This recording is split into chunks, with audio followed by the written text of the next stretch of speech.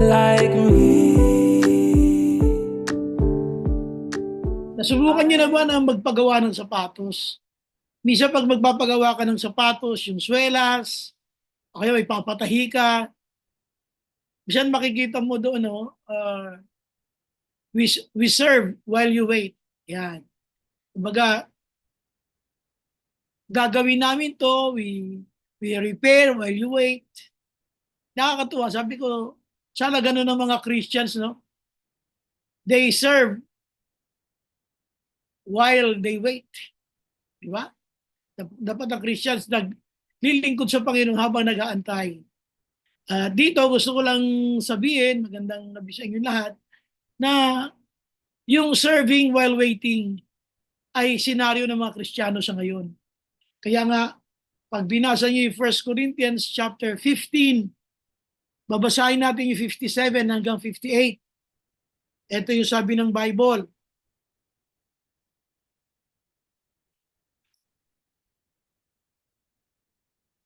But thanks be to God. 57 yun ha. 1 Corinthians 15, 57, and 58. Ang nakalagay, but thanks be to God. He gives us the victory through our Lord Jesus Christ. Therefore, my dear brothers and sisters, stand firm. Magpakatatag kayo, let nothing move you. Always give yourselves fully to the work of the Lord, because you know that your labor in the Lord is not in vain. Sabi niya, kaya mga kapatid, magpakatatag kayo at huwag kayong matitinag. Lagi niyong ibigay ang inyong sarili sa gawain ng Panginoon habang alam naman natin na ang ating mga pagpapagal sa Panginoon ay hindi nasasayang. Alam niyo sa ibang salin, ang nakalagay, sapagat alam niyo naman na ang inyong pagpapagal ay hindi lang isa ay hindi nasasayang, kundi yung sapagat alam niyo namang nalalapit na ang pagbabalik ng Panginoon. Sa ibang salin ng Tagalog, ganun na nakalagay. Pero sa ibang salin naman ng Tagalog, ay sinasabi lamang na hindi lang yung pagbabalik niya, kundi yung hindi nasasayang ang iyong pagpapagal. Kaya ngayong gabi, pag-uusapan natin ay yung serving while waiting. Yung tayo ay naglilingkod sa Diyos habang tayo ay nag-aantay sa Diyos. Gusto natin ay makapiling ang Panginoon, pero yung iba tinamad ng maglingkod. Gusto natin si Lord makasama sa kanyang piling, pero yung iba hindi lang tinamad, umayaw na sa paglilingkod. At ang kanyang puso ay nanghinawa na, napagod na, hanggang sa kanyang kilos makikita mo na wala na siyang gana, pero gusto niya sa langit. Yan. So, dito mag-usapan natin waiting, no? At the same time, serving. So, serving while waiting. Sabi ko sa inyo, magsasapatos ganyan. Bisan may papagawa ka halimbawa sa isang cellphone technician. Siyempre, ayaw mong iwanan yung cellphone mo. Kaya, yung cellphone technician, serving siya sa'yo while you waiting. Diba? Ang Christian, ganun ngayon. We are serving the Lord. We must serve the Lord while waiting for the Lord. Habang tayo ay nag-aantay sa pagbabalik ng Panginoon, dapat tayo din naman ay naglilingkod hanggang sa pagdating ng Panginoon. Give yourselves fully to the work of the Lord. You know that your labor in the Lord is not in vain. Kaya sabi niya, mga kapatid, magpakatatag na kayo, huwag kayong matitinag. Tapos sabi niya, ibigay ninyo ang inyong mga sarili, give yourselves fully to the work of the Lord, knowing that your labor in the Lord is not in vain. 3 words ang gusto ko bang usapan natin habang tayo ay naglilingkod, habang tayo ay nag-aantay. Naglilingkod habang nag-aantay sa Panginoon. So, ang unang-unang word na gusto natin pag-usapan dito ay yung word na unity, pagkakaisa. So ano kaya ang damdamin ng isang tao na walang balak makipagkaisa at pagkatapos ay nangangarap na kasi makarating ng langit? Babasahin uli natin yung 58. Therefore, alam nyo naman kapag sa mga paggagawa ng sulat, kung naaalala nyo yung panahon ng ating pag-aaral sa panahon ng science na subjects, di ba pag mayroon tayong mga tinatawag na mga laboratory test, meron tayong mga ginagawa na mga testings, meron tayong mga conclusion diyan. Therefore, I conclude that, ha, binibitawan natin yung ganung mga salita pagkatapos natin gumawa ng mga tests. Dito, si Paul, ginamitan tayo ng therefore. Sabi niya, and my dear sisters, stand firm. Let nothing move you. Tapos sabi niya, always give yourselves fully to the work of the Lord. So unang-una, yung unity. Si Lord, sa pamamagitan ni Apostle Paul, tayo ay kinakausap na dahil nga ang Panginoon ay malapit na dumating, magkaisa kayo. Huwag na kayong nagmamarites sa isa't isa. Pag yun ang pinag-uusapan yung buhay na may buhay. Pag yun ang laging pinag-uusapan si pastor, pag yun ang laging pinag-uusapan si sister, si brother, isang gagawa pa tayo ng GC para lang pagchismisan ng isang kapatid. Stop it! Dito ang sabi ng Bible, God is looking for unity among children of the Lord. Ang sabi niya, my dear brothers and sisters, tinatawag niya hindi lang si brother, plural, brothers, hindi lang ang brothers, kasama ang mga sisters. Mga brothers at mga sisters, siya ay nagre-remind, let nothing move you. Huwag kayong matitinag. Pero tayo, tinag na tinag tayo ng ng mga marites. Sabi niya, therefore, my dear brothers and sisters, stand firm. Let nothing move you. Huwag kayong patitinag. Manatili kayong nagkakaisa. So unang-una dito, ang sinasabi niya na magkaisa kayo, lalo-lalo nang malapit ng dumating ang ating Panginoon, ay mga kapatiran. Tayong lahat. Oy mga brothers, plural. Oy mga sisters, plural. Let nothing move you. Manatili kayong nagpakatatag at huwag matitinag. Alam nyo namang nalalapit na ang pagdating ng Panginoon. Kumusta ka, sister? O kumusta ka, brother? Ikaw ba ay nananatiling nakikipagkaisa sa mga layunin, programa ng ating church? Ikaw ba ay nananatiling kasama namin? O ikaw ay lihim na kumakawala? Baka ikaw ay lihim na humihiwalay at hinahayaan mo na lang kami. So dito, kapatid, kilala ka ni Lord kung ikaw ay nag-isolate. Kung ikaw ay nakakaramdam na nakahihigit ka sa amin, kaya bumubukod ka. Tandaan nyo, sabi ng Bible, let nothing move you. Huwag kayong papayag na matinag kayo ng sinuman, manatili kayong nagkakaisa. Mga kapatid, the Lord is coming back and all the signs that we see are everywhere. Makikita nyo naman ang mga paglindol na sinasabi ng Biblia. Buksan nyo ang Facebook, maya't maya may nagsasabi dyan na may magnitude 4 point something. Minsan may 5 point something pagkatapos ng mangyari yung sa Davao na 7.4. So ibig sabihin, maya't maya ang pangyayari na pagkakaroon ng mga paglindol at ito'y binanggit ng Biblia as signs ng kanyang muling pagbabalik. Ito ba ay baliwala na sa'yo? Ito ba ay, lagi namang may ganyan, okay lang. Hey, makinig ka. Signs yan ng pagbabalik ni Lord. Baka mamaya abalang-abala ka sa napakaraming bagay, abalang-abala tayo sa pakipagmarites, nakalimutan mo nang may dapat kang bantayan, ang sarili mong kaluluwa na sinasabi ng Bible, malapit na siyang dumating.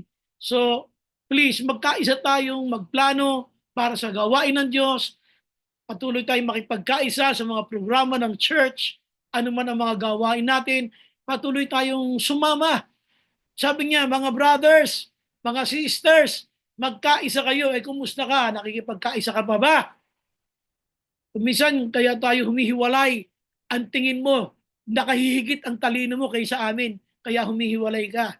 Humihiwalay ka kasi ang tingin mo, mas magaling ka, mas marunong ka. Kaming mga magkakapatiran, ayaw mong samahan. Samantalang kami nagpapatuloy sa gawain ng Panginoon. Ang sinasabi ni Paul, therefore, let nothing move you. Kay patitinag. Kahit na anong problema dumating, wag na wag kang papayag na ikaw ay matitinag. Oo, brothers, oo, sisters, manatili tayong nagkakaisa. Sapagkat alam naman natin si Lord ay pabalik na. Hindi nga lang natin alam kung kailan. Lindol lang ba pinag-uusapan? Hindi. Di ba ang giyera, science din? Ang daming mga giyerang nagaganap at mga napipintong kaganapan ng pagkakaroon ng giyera. Huwag na tayong lumayo ang ating bansa. Linggo ng gabi ay nag-aklas ang ilan sa pangunguna ni Barsaga, ni Kiko Barsaga. Anong ginawa niya? Nga lang niya kinakausap na, oy, mag-aklas tayo ha.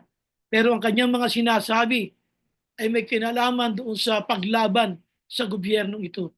At pag ginawa mo yun, pwede ka nang makasuhan ng inciting to sedition. Ang inciting to sedition ay para kang nag-i-impluensya na pataubin natin ang gobyerno ito at pwede kang makulong. So, sariling bansa na natin yan. O hindi ba't ang China, kamakailan lang, ilang araw lang, isang araw, kahapon, o nung linggo, binanatan na naman ang ating mga barko, di ba? Binunggo na naman sa likod at binanatan na naman ang mga water canyon. Alam niyo, sabi ko nga ako, ang mga kababayan nating mga nasa Coast Guard o kaya Navy ay hindi makapagpigil at labanan din sila ng sabuyan ng mga water canyon, di nakahulagpos na sila at posibleng magkagulo na. The signs that we see should warn us, should make us alarmed that Jesus is coming soon because these are all the signs that God mentioned. Kaya sinasabi ko rito, instead na ubusin mo yung oras mo sa pakikialam ng buhay ng may buhay, ayusin mo yung Christian life mo. Tiyakin mong kayong nasa pamilya ay nakafocus kay Lord at anumang oras dadating si Lord. At dapat tayo ay patuloy na nakipagkaisa sa mga programa ng church. Kaya sabi nga natin dito, let nothing move you, mga brothers and sisters. There must be unity. Dapat patuloy tayo na nagkakaisa. Sabi ng verse 58, therefore, my dear brothers and sisters, stand firm. Let nothing move you. Ito yung kasunod. Always give yourselves fully to the work of the Lord. Sabi niya, palatilihin yung binibigay nyo ang inyong sarili ng lubos. You give yourselves fully. Saan? To the work of the Lord. Sa gawain ni Lord. Grabe, Wednesday word lang, i-remind ka pa. Nakalagay na nga dyan, give yourselves fully to the work of the Lord. Pag 8 o'clock, prepare na. Hindi yung hahanapin ka pa. Pag 8:30, pasok na. Hindi yung nire-remind ka ba. Give yourselves fully to the work of the Lord. So pag Wednesday word na, litaw na. Huwag na mag-aantay na ikaw pa ipagsasabihan. Ministry head ka nga I-remind ka pa na, oy, mag-remind kayo ng mga kasamahan nyo. Kaya ka nga head, ikaw magre-remind. 8 o'clock pa lang, remind mo na. Hindi, yung iba hindi talaga nagre-remind. Ang titigas ng ulo. Ilang beses na sinasabihan. So dito, 8:30, dapat nandito na tayo. Pag 8 o'clock, galaw-galaw. Galaw-galaw. Diba? Sabi nga natin, galaw-galaw, baka may stroke. Huwag masyadong kampante. Kaya ka nga head Okay, yung iba naman, wala kasi nga, isang kulang tayo sa follow-up. Ngayon, dapat alam na nila yun, yes. Pero, kahit gaano kasuwail ang tupa, pinagtsatsagaan talaga yan ng pastol. Kaya mayroong pastol Pero talaga mga hindi sumusunod na tupa. So dito, uulitin ko uli, pag 8 o'clock, automatic na yan, kanya-kanyang remind na yan. Kailangan pa ba kayo sabihan? Minsan 8:05, wala pa, hindi pa sinasabihan. Sabihan nyo na. Remind nyo na sila. O ngayon, pag 8:30, ibato nyo yung link. So ngayon, ang sabi nito ng Bible, give yourselves fully. Paano ko bibigay yung sarili ko ng fully? Wednesday word nga lang, hindi ko maasikaso eh. Give yourselves fully to the work of the Lord. The reason why I'm telling you this, you are all leaders at kayo ay responsible leaders. Sana hindi na kayo sinasabihan pagdating ng gabi ng Wednesday ng 8 p.m. Mauna ka na kahit yung iba hindi nagre-remind. Mauna ka na. Ang pangalawa na sinasabi ng Bible, give yourselves fully. Buong-buo mong ibigay ang iyong sarili to the work of the Lord. Ano yung number 2? Listen. Ang number 2, hindi lang yung word na unity. Ang number 2 na hinahanap sa atin ni Lord, ngayong malapit na siyang dumating, yung iyong ability. Hindi lamang yung unity, kundi yung ability. Ano ang gagawin mo? Why you have to give yourselves fully to the work of the Lord? Why? Is it because of attendance? Hindi. Hindi hinahanap ni Lord yung attendance mo, kundi yung ipagamit mo kung ano ang meron ka. Not only attendance, kundi yung acceptance. Pagka-attend ka, hindi lang ito attendance. Ang hinahanap sa ni Lord, share. Share what you know. Share what God gave you na abilities. Ano ba yung mga binigay ni Lord sa na abilities? Binigyan ka ni Lord ng cellphone. Tinuruan kanyang magbasa, tinuruan kanyang mag-chat. O i-remind mo na yung mga kasama natin. Pero hindi, pati ikaw, isa pang intindihin. Pag leader, dapat hindi na intindihin yan. Ikaw na yung nagre-remind sa mga kasama natin. Pastor, ayaw po nila ganon. Hindi pwede yun. Remind mo sila. Pagka Wednesday word tayo, hindi to elective. Hindi to subject sa school. Hindi to elective. This is required. Prerequisite ito sa worker. Pag worker ka, gusto mo worker. Nag-training ka, gusto mo worker. O paano pag dating sa Sunday, hindi ka ginamit ni Lord? Kasi hindi ka umattend ng Wednesday word. Masyado tayong siga.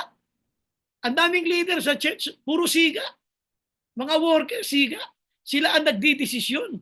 Kung a-attend sila o hindi, huwag kayo siga. Pag worker ka, inaasahan ka.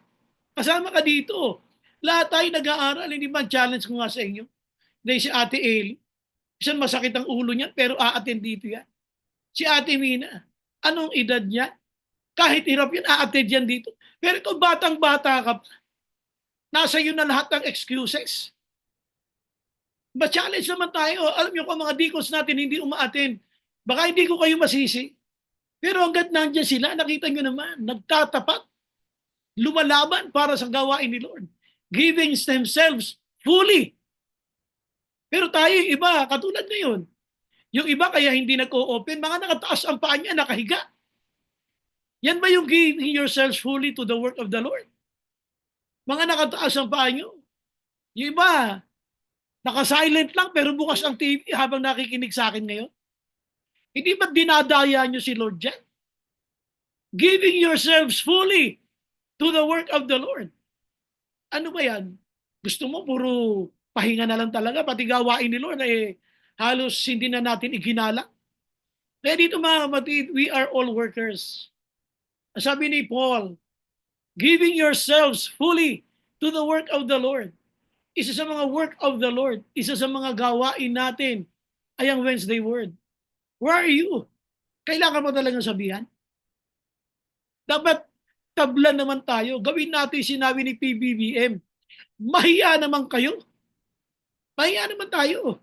We are workers. Giving yourselves fully to the work of the Lord. Ang Wednesday night ay hindi attendance.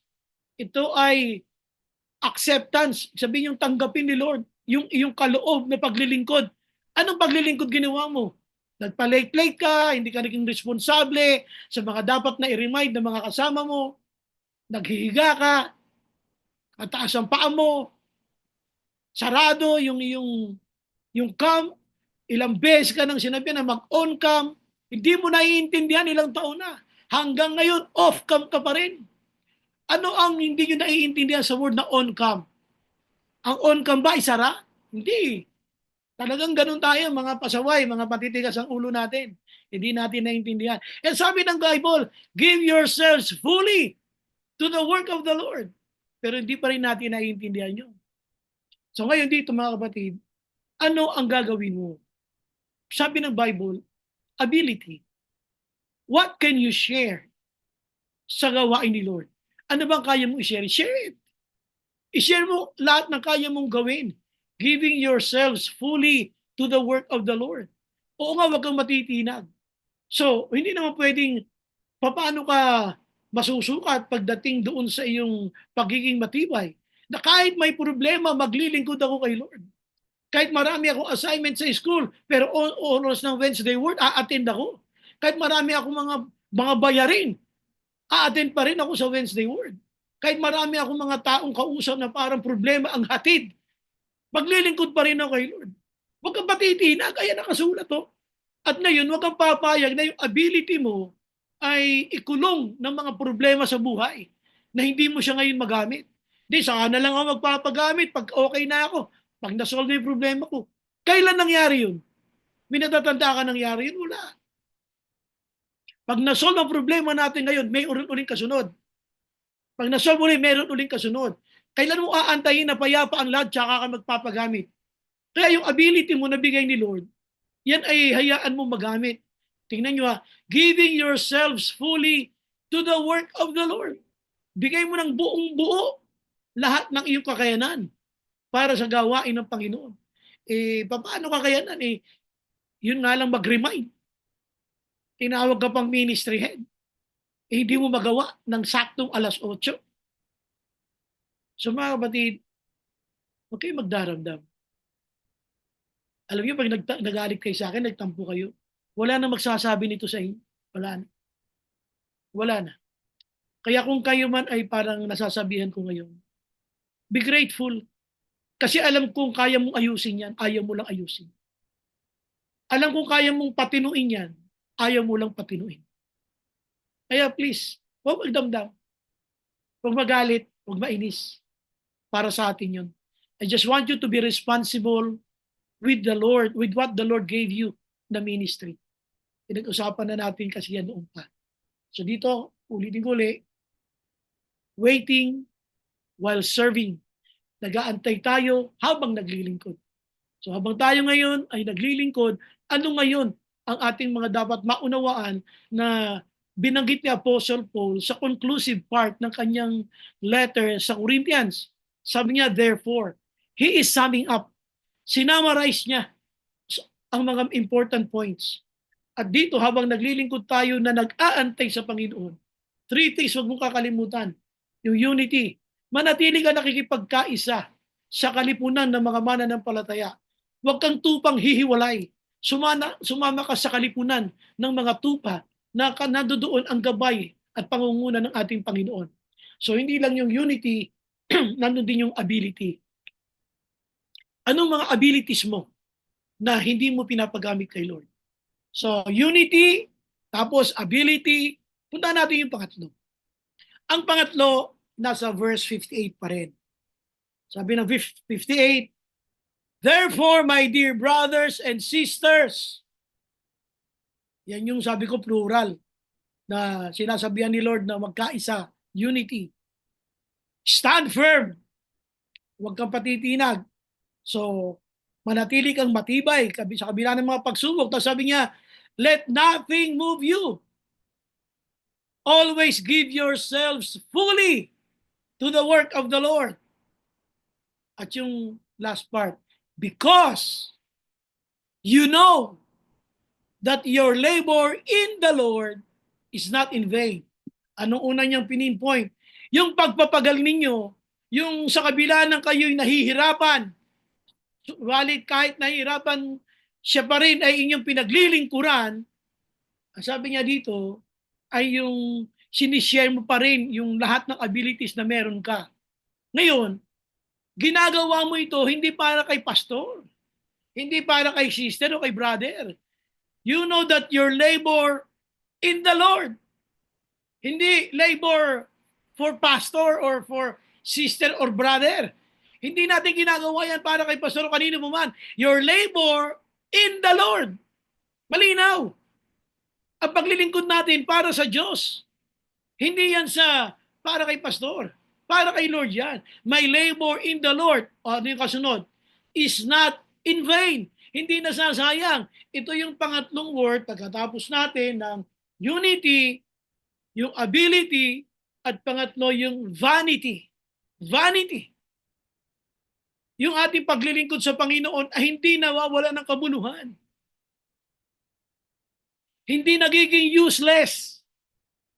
Hindi siya nagiging futile. Ang sabi rito, my labor in the Lord. Ang linaw eh. Para kay Lord yung ginagawa kong pagpapagal. At yung ginagawa kong pagpapagal para kay Lord is not in vain. Hindi nasasayang yan. Yun yung pangatlo, yung vanity. Kaya kung ikaw ay antok na, halos bumabagsak na ang mata mo habang nakikinig ngayon, inilalaban mo pa rin, okay lang. Markado kay Lord yan. Kahit ang mata mo ay pakala ka ng Vietnamese na Taiwanese. na ang mata mo ay parang ginuhitan na lang. Kasi nga halos hindi mo na maibuka. Ganun talaga. Ang isang maganda rito, si Paul, nangaral ng Ebanghelyo sa Corinto, ang mapapansin ninyo, yung kanyang pangangaral ay Christ-centric. Pag sinabing Christ-centric, si Kristo ang sentro. O sige magpagalman kayo, tandaan nyo, hindi nyo gagawin sa akin yan, sabi ni Paul. Yung labor mo is in the Lord. At yung labor mo in the Lord, hindi nawawala ng kabuluhan. Is not in vain. Kaya napakasarap na kahit tayo hirap na, pagod na, kung galing ka sa work, you feel like sleeping, well, okay lang yun. Para kay Lord naman, tsaka hindi naman yan gabi-gabi. Ngayon lang tayo lalaban ng todo. Bukas, well, by the way, I was informed ang SYP, nasa labas bukas, sige, kita-kits tayo sa Seattle's Best. So, nga pa lang, si SYP may pangalawang gabi. Okay lang, para kay Lord naman to. The reason why I'm telling you this, huwag kang manghinawa, huwag kang mapagod. Total, nag-aantay ka na rin lang sa Panginoon, magtapat ka na. Total, magtatapat ka na rin lang sa paglilingkod sa Panginoon. Itodo mo na, ibigay mo na, huwag half-half. Huwag putol-putol. Maglilingkod ka na rin lang, tinuan mo na. Ayusin na natin. Gawin na natin to. Kaya nga pag pinag-usapan natin to, yung waiting while serving the Lord, remember these three words na sinabi ni Paul sa summary ng 1 Corinthians chapter 15. Yung word na unity, makipagkaisa ka, huwag kang nagsasarili. Sumama ka sa mga programa ng church. Sumama ka sa men's. Sumama ka sa SYP, sa mga youth. Ano ba programa ng kananayan at ng mga young couples? Sumama ka. Huwag kang magsarili. Ha? The Bible is looking for Christians, workers, leaders, members who have the hearts to unite, who are willing to unite. So makipagkaisa tayo, huwag tayong magsasarili na pabida-bida. Huwag. Join others as they serve the Lord. At number 2, yung ability, share mo yung abilities mo. Wag lang yung kung ano lang ang gusto mong gawin. Kaya nga sabi niya, give yourselves fully. Hindi attendance yun. Kasama doon yung mga abilities na meron ka, i-share mo para sa church. Tandaan nyo, pag sinabing ability, this is not only about your attendance. Hindi ito nasasayang. Okay? Hindi ito nasasayang. Ginagawa natin ang lahat ng ito para sa Panginoon. Now, let's conclude this message. Ating paglilingkod, minsan mapapansin mo dyan, may mga nagaganap sa iyo na hindi mo alam bakit nangyayari. Pero alam niyo, ang isang dahilan kung bakit may mga bagay na nangyayari sa atin, ay hindi natin alam bakit nangyayari. Alam niyo ba, yun ay nakasalalay sa paglilingkod natin sa Diyos. Ito yung sinasabi ko na addition, yung mga nadadagdag, addition and deletion, yung inaalis, delete. Addition and deletion is happening in your life because of the way you serve the Lord. Yung mga nadadagdag sa buhay mo at mga naaalis sa buhay mo ay nangyayari depende kasi kung paano ka naglilingkod sa Panginoon.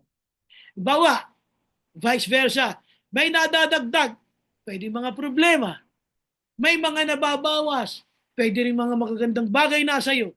Yung mga bagay na inaalis ng Diyos sa iyo, ay mga bagay na pinahahalagaan mo ng higit sa Kanya. Aalisin ng Diyos, tapos magdadagdag siya minsan ng mga pinapayagang mga pagsubok upang magising ka. Mahal ko na pala masyado ang mga bigay ng Diyos kaysa Diyos na nagbigay. Vice versa, kung minsan naman may madadagdag, mga problema dati, ngayon pagpapala na. May mga madadagdag, addition and deletion. May aalisin naman ng Diyos. Yung mga bagay na nagpapa-stress sa'yo, aalisin ng Diyos. Kasi nga, kung paano ka naglilingkod sa Panginoon. Addition and deletion is happening in your life because of the way you serve God. Kaya kung ikaw ay naglilingkod ng maayos kay Lord, may mga pagsubok, pero payapa, dahil alam mong hindi ka pababayaan ng Panginoon. So ulitin ko ulit, ngayong gabi, sa mga kapatid natin, please, bigay natin yung best natin kay Lord. At wag na wag tayong nagtatampo kapag tayo ay napapagalitan, nasasabihan. Walang magsasabi po niyan sa atin, kundi ang pastol ng mga tupa. Amen. So, tayo manalangin. Lord, thank you. Salamat po, Panginoon, sa iyong salita na aming napakinggan. Thank you for your word. Thank you, Lord, for reminding us that while we wait, we should serve you faithfully and even zealously upang kayo, Panginoon, ay maparangalan namin, nabigyan namin kayo ng luwalhati. Pagpalaan niyo po bawat isa, manguna po kayo sa aming mga buhay at lahat ng mga bagay na nangyayari sa amin, pinapayagan mo lamang sapagkat nakikita mo kung paano kami maglingkod sa iyo. Yes, Lord, help us to serve you with all our hearts, with all our lives. Salamat po, Ama. Ito po aming dalangin sa pangalan ni Jesus. Amen. Amen.